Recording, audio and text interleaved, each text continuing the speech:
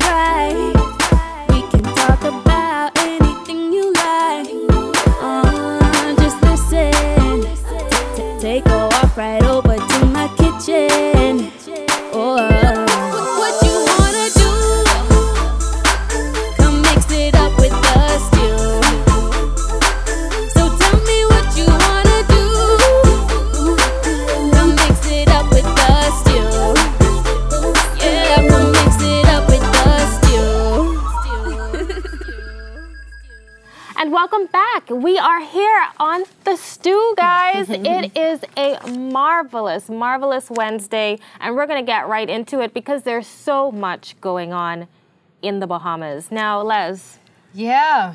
Did you see this wonderful package Baha Mar is about? Wonderful package. I certainly be blessed did. with. Yes, I certainly did. And ladies, I would really just like to know your thoughts on it all. The first thing is that, you know, Baha Mar will not have any VAT. So, yeah, that's number one on the list. In fact, there are some other concessions that they have received in terms of the heads of agreement with the owners of Baha Mar, and that was released recently. So they have real property tax exemptions as well. $4 million per year for 8 years is going to be paid out by the government for the marketing of the hotel. Several things in terms of work permits. You know, government will has committed to provide 300 work permits for foreigners in senior management positions, while 5,500 Bahamian employees have to be employed in management and the operation of the project. Not bad. That $4 million a year for 8 years to marketing really stuck out to me because, I mean, I love marketing. And so I think that's exciting. Congratulations, man. Not a bad deal at all. Yeah. What stands out to me is those three, it's like the minority taking over the majority, right? So how many senior positions are there really? So you got 300 towards senior positions. So let's keep Bahamians as the what do you call them? The Indians, while we bring in all these foreign chiefs. But that's what I was wondering, you know, like how many positions do they actually have available in management? Because 300, like what's the real math here to see if that's a real deal? I would like to know. Sounds like apartheid to me, but moving right along. What's even more disturbing is the August 22nd deal is still sealed. So even though all of these new concessions have come into play, the original deal still stands, but we don't know what that is. So, you know, I mean, if you got a government contract in there, you know, your girl looking for a job. That's all I'm trying to say. Yeah. So what about the VAT, though? Them not having any VAT or having to pay any VAT. How do y'all feel about that? I mean, that's great. They've gone through enough drama as it is. And I think, you know, give them a little time to catch themselves. That's another thing. I'm not clear about how long does that last for them. So, you know, I think I'll just it's be actually interested till to the see. completion of the project. Yeah, I'm not sure. Okay, all right. But most of the concessions are until the completion, the full completion of the project, with the exception of the marketing budget and things like real property tax. I think they don't have to pay real property tax for the next 10 years or something like that. So I mean, that's incredible. Yeah, they've been through enough. You know, I get it. Yes, you want to encourage foreign investment and what have you. So, yes, you do allow certain exemptions when these foreigners do come in. But, you know, how Leslie, is that say it how it is. I got to pay my real property tax every year. Like every year. Like without, and then you knocking on my door, slipping these subliminal notes under my door about if you don't pay, you will get this. That ain't a subliminal note. That is a threat. That is a full-on threat. But you know what I mean? Yeah. So we have this responsibility in life, as a citizen of this country, to pay taxes and also to benefit from these taxes. But we're not going to really, unless I'm one of the 5,500 Indians there. There's nothing much there for me. I don't know. Girl today. I just think if we got to do it, then everybody should do it. That's all. Yeah. But moving right along. So speaking of things that are quite questionable, ladies, I'm sure you've heard about it because the whole planet has heard about the failure that was Fire Festival. Sorry for sounding so excited. Let me tell you. So I saw all the marketing and all the social media posts for Fire Festival leading up to the date, and I was like, wow, this looks really exquisite. And my friend actually sent me an invitation. She was like, girl, like, let's buy our tickets, let's go. And I was actually offended when I saw the price tag, and I told her, I said, you are very rude for even suggesting this to me, because I don't know who in the world paying this kind of money on a vacation. And so I was low-key salty when I saw some people was going, and I saw some Bahamians plan on going, and when I heard that it was a flop, honestly, I was like, yay. Wow. Sorry, What's that now? That's salty at its finest. I'm gonna own it. Like, I love the Exumas too. I won't be on yachts at parties too, and it didn't happen. It made absolutely, you know, it didn't even make sense how wrong it went. You know, like even in the most in the Bahamas, the worst dinner that you can possibly get, and this is not bad at all, but you at least get your pan of peas and rice. It could have gone to Aunt Sally's restaurant, get the peas and rice. The plates that I saw on Twitter, they had cold bread. Yes. Two slices of cheese, lettuce, and a tomato on top. Now, I have never been to the poorest of the poorest parties and gotten fed that. I mean, ladies and gents, again, if you are unaware, so Fire Festival was even trending on Twitter. Ja Rule, it was everywhere. It was on BuzzFeed, Vanity Fair, all the major, even CNN. About it, you've been under a rock. Seriously. You couldn't avoid it. And so apparently Ja Rule and his business partner was Billy McFarland. And apparently, if you look him up, he has a track record of being a scammer. Of such. And so I'm very shocked that they even decided to go ahead with this. The pictures were horrific. It literally looked like a struggle campsite. It was such a shame to me, because when I saw the promo, when I saw the logo even, to me is the cutest thing. It is the most brilliant concept. I think if they really could have gotten us off the ground, this would have been absolutely epic. Well, not just in terms of festivals, but for the Bahamas. If it had really gone off, because everything surrounding it just had that star power. And I was just like, wow, what a way to flop in the Bahamas. To add salt to it all, I think he's also promising now a 2018 Fire Festival. After everything's been said and done, anyway, he's now promising one. Mark Garagos, who's a famous lawyer that has represented very high-end celebrities over in the States, is I saw an article recently with regard to him filing a lawsuit, $100 million lawsuit. Wait a minute! Good going with them for all of that. We are going to move on, darlings. Wow. Yes. So sorry, I got a shock in my life just now. In celeb news, we got 3 candidates up, Anika. Okay, ladies, let's switch gears. Kiss, marry, or throw in a hot stew.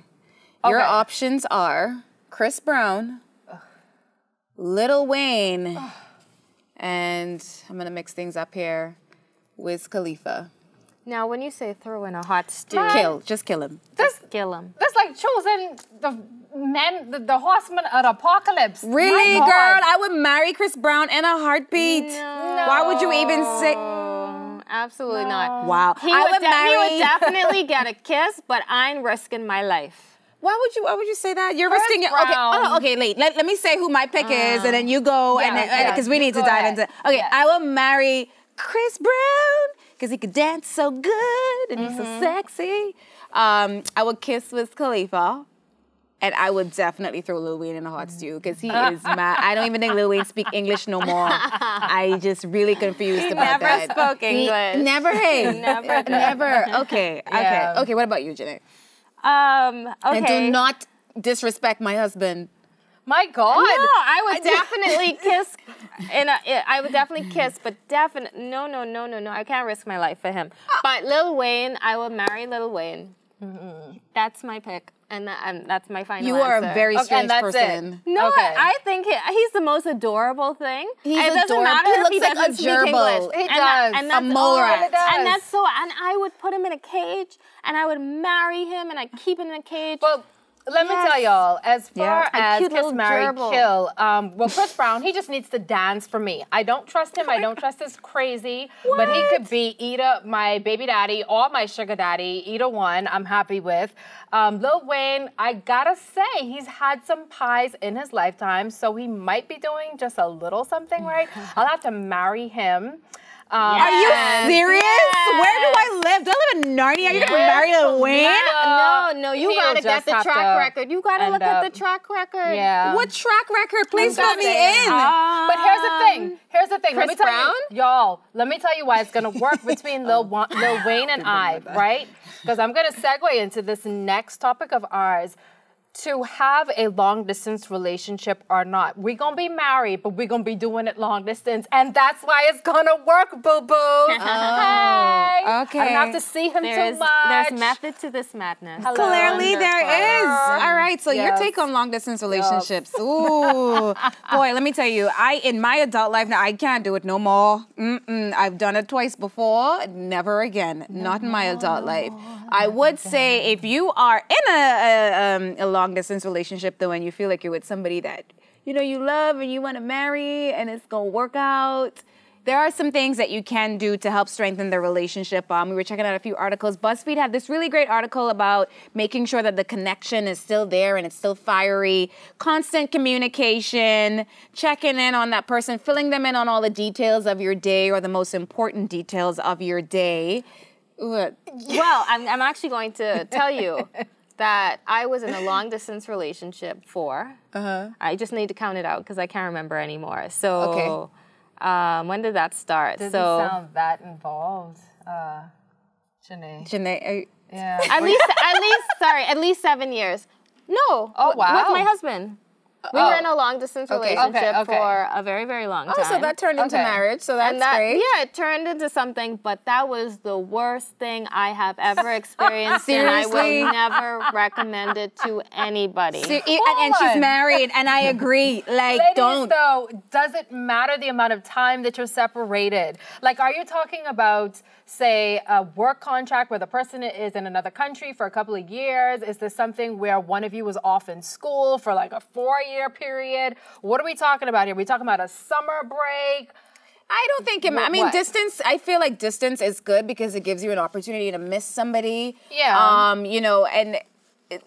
Sorry, I was going to say something else. But anyway, it gives you an opportunity to really miss someone. And so when you get to see each other again, there's all kind of fireworks. Yeah. It's exciting. But that's after 1 month. But yeah, like that's cute. That's what I'm That's saying. literally cute for a little bit. And then after a while, you like, no, I don't want to be apart for this long, for this many time. No. And then, some people, it's trust issues. Like, you can love someone and be great and be available for Skype and FaceTime and all that. But what you doing when we ain't FaceTiming and Skyping? It's your good point. It really depends on the person and how committed they are to being trusting, to, being available. All of these things count in a long distance relationship. But I know a lot of older couples do that a lot too. When you literally raise the kids and everything and something comes up and you relocate, like I know several individuals. Yeah, you mean relocate as in a couple? Like like someone may actually take a job in another country and live apart for a couple of years. Funny you say that because my aunt and uncle, they have raised their kids. One is 28, the other one is in Canada, 24. And 3 years ago, he moved for his job to another island, another country. And they've been living apart now for maybe 3 years, 2.5, 3 years. Yeah, Mind you, he'll be retiring soon and we'll be back here. Right. But it's already been 2.5, 3 years. But when that money, right, honey, you also have to think. Yeah. These are things that realize, you know what, I definitely would not recommend early on in the relationship being in a distance relationship, but Lord, when things have worked out and y'all know each other and money is counting on you, you gotta do what works for you, boo boo. Whatever I say all the time. Well, ladies, we've got to take a quick break, but we have got more stew coming up after this. Don't you go anywhere. We'll see you in just a bit.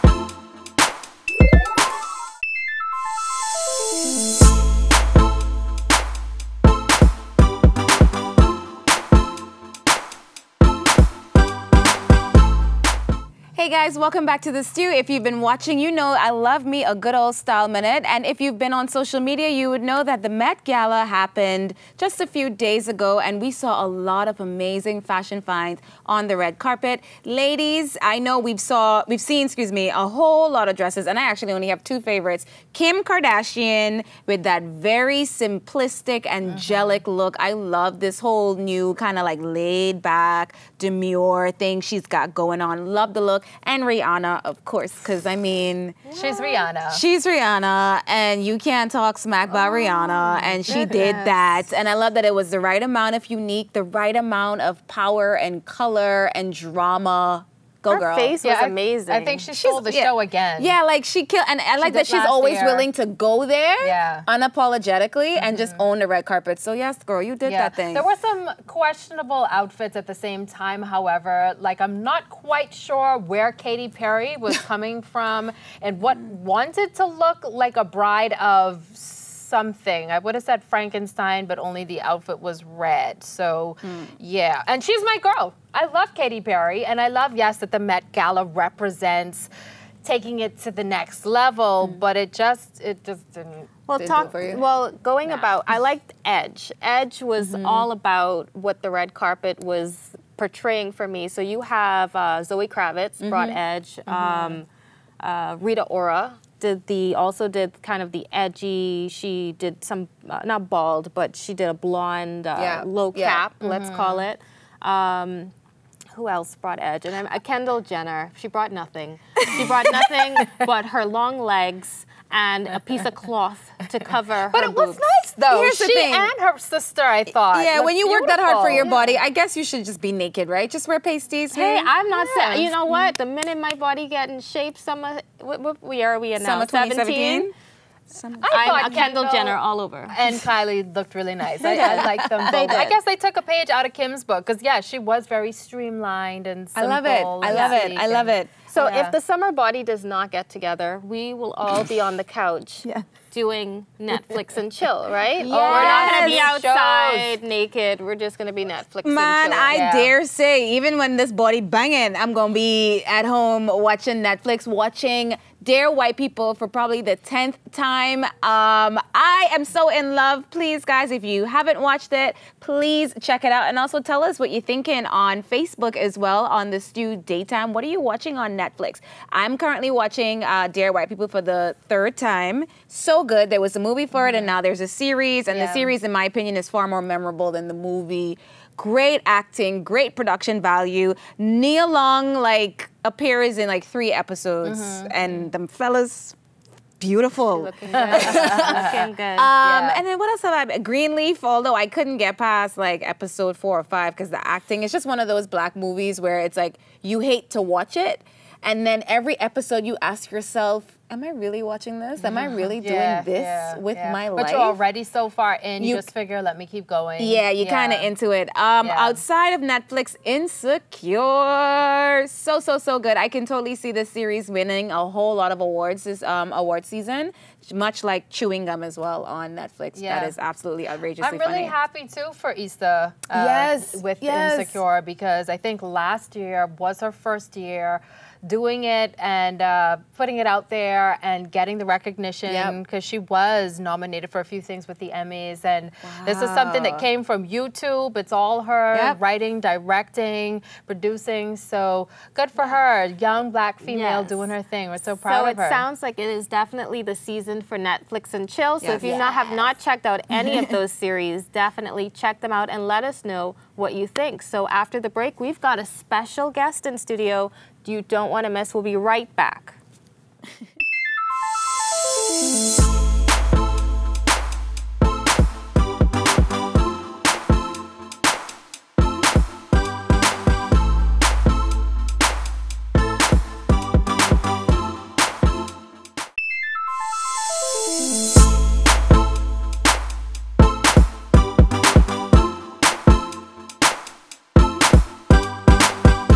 Say safe to say I'm standing here with Energy God, or one of the Energy Gods, Bunji Garlin. How you doing? Very well, thank you, ma'am. All right, so now we've seen you on stage before and see how you kill it, but tell me a little bit more about the remedy or the process before you take the stage by storm. No, I really don't have a process per se, no. I think in my mind, once I see that stage, I'm ready for fight one time.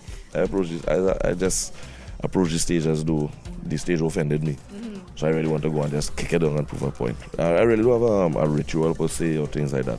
I was never one of them. There's artists that do it. I never found that I had to do that. And I kind of like it that way because when I reach at the venue, I arrive at the venue, I'm ready.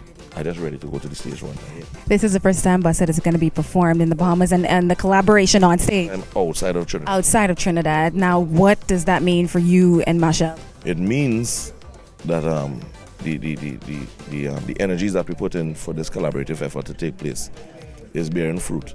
Because if it wasn't for real, it would just be Trinidad Carnival, and when it's done, yeah, we did it and respect. But the objective is to really continue the momentum, to really share that energy. Give me 3 words. What are we gonna look forward to for the big stage on the big night? Three words. I'm coming in my shorts, my t-shirt. Nah. So what else? What else? Party. Okay, party. We got it. Yeah. Enjoy the stage. No problem. You're watching ILTV, and I'm standing here with Energy God, or one of the Energy Gods, Machel Montano. How are you? I am truly blessed, back in the Bahamas and full of life, and the weather is nice, so I can't complain. I mean, the weather and the yoga seems to be nice. I see you at the retreat having a good time. Tell me about your yoga ritual, which is something I find very interesting, that the soca god enjoys some good yoga. Of course, I mean, soca yoga, soca music is the same thing as yoga. It's an uplifting force, uplifting energy. It's a spiritual thing, and for me, it's both worlds. I am deep into meditation, and that's how I kind of, stay on course. Right. So it was nice to come to the Bahamas for the first time and discover, that I could do that here. Yes, and that is amazing. I stalk your Instagram out a lot, and I always see so many inspirational things on your Instagram and your message to your fans. Tell me more about your journey as an individual. We know the soca god, but tell me a little bit about the journey as a man, Machel. It's been difficult, being a child star, being born into soca music, and in 1984, being worldwide on the stage in Madison Square Garden. You can tell how long ago that was. It's tough. You kind of robbed of our childhood. You're sometimes, ridiculed by friends. It wasn't the best growing up in school. You weren't the popular kid. You was actually, not liked for being popular. Yeah. That kind of thing. So it was tough. And I mean, you will always need to find ways to balance yourself. And for me, I found that music was a message to me that I needed to share to people about culture and about unity, uniting with each other. My whole life is really about being a uniter, When I thought soca music wasn't liked by young people, I use unity. I united soca with dancehall. I united with hip hop, and I used that to kind of draw them in, and then at the same time give them some of their own culture, and it worked for me. So that's basically what my life is based upon. I do the things that are necessary. I take the precautionary measures to keep myself grounded, so I don't let the fame take over. I don't let the noise or the lights, shine or blind me.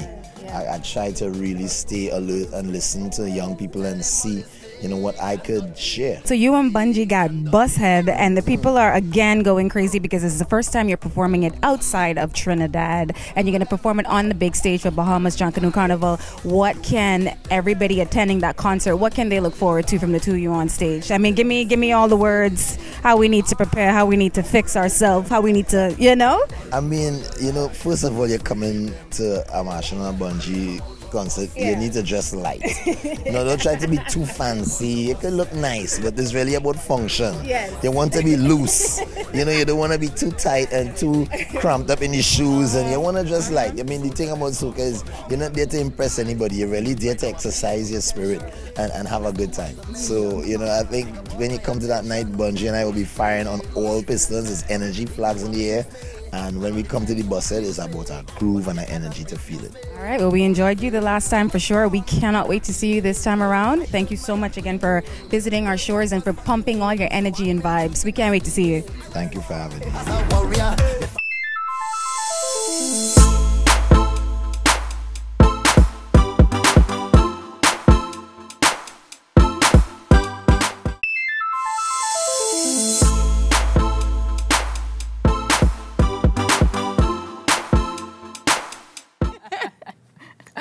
Welcome back to the Stew. Thank you so much for joining us with our girl chat. We sure covered the whole gamut of what's been happening in and around our country, as well as what's been going on across the waters. Yes, with the Met Gala, we've had Fire Festival, and Baha Mar's got a whole lot of concessions going on, honey. But anyhow, we've got more Stew for you each and every Monday, Wednesday, and Friday at 1 p.m. and 8 p.m. Channel 224 and BTC Flow, so you don't want to miss us at all. And of course, catch us on Facebook, The Stew Daytime, and you can catch all of our little tidbits right there for you to enjoy. All right, Les. Yes. Get it, girl. Hey. Hey. So we will see you next time. Thank you once again. Get over that hump. See you next time. When the vibe is right, we can talk about anything you like. Just listen. Take a walk right over to my kitchen.